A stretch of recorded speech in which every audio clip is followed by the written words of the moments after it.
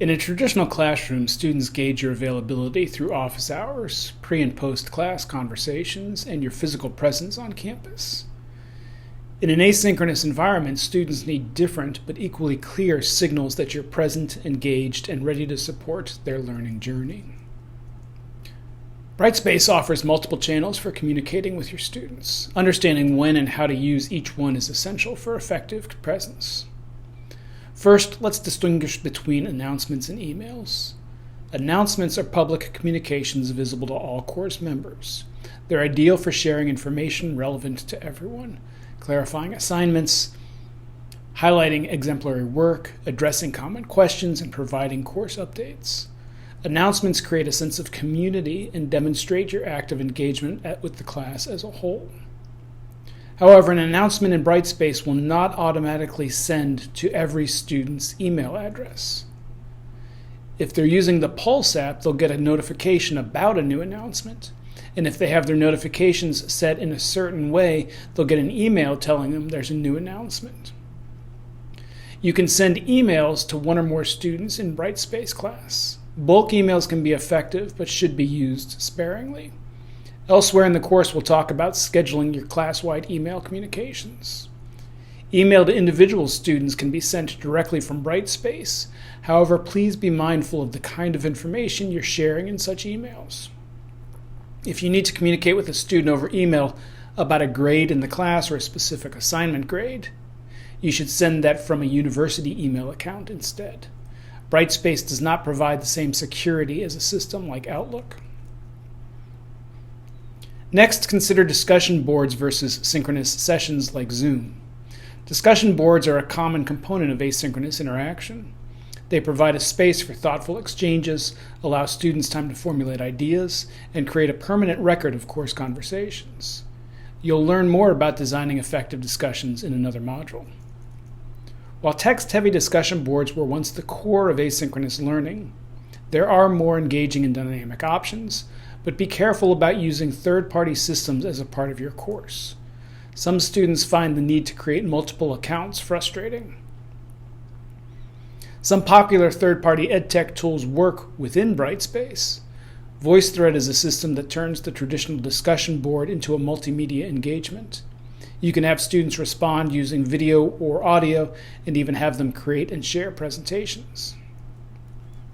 While synchronous courses don't have any required meeting times, occasional and optional sessions can complement your other interactions.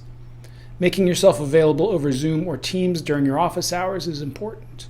Remember that some of these students are taking your asynchronous class because they can't be on campus sometimes. But also consider offering optional connection sessions for complex topics, group project kickoffs, or exam reviews. Record these sessions for students who cannot attend live. Many students, particularly those new to online learning, hesitate to ask questions in asynchronous environments. They may be embarrassed, worried about bothering you, or simply not know how to articulate their confusion. Proactively addressing these barriers is crucial. One option is to create a dedicated Q&A forum where students can post course-related questions. Make this forum prominent in your course navigation and reference it frequently. When students post questions, acknowledge them quickly, even if just to say, "Great question, I'll post a detailed response by tomorrow afternoon." You can even set the discussion to allow for anonymous posts. Normalize question asking by publicly praising students who seek clarification. Quick statements like, "Thanks for asking that. I'm sure others were wondering the same thing," validate the student's initiative and encourage others to follow suit. Clear communication about when students can expect responses alleviates anxiety and builds trust. Rather than aiming for immediate responses, which can create unsustainable expectations for you, focus on consistency and transparency. Establish and prominently post your response time policies in your syllabus and course homepage. For example, I respond to emails within 24 hours on weekdays and by Monday afternoon for weekend messages. Discussion posts are addressed within 48 hours. If you anticipate delays in your typical response pattern due to conference travel, illness, or other commitments, communicate this proactively.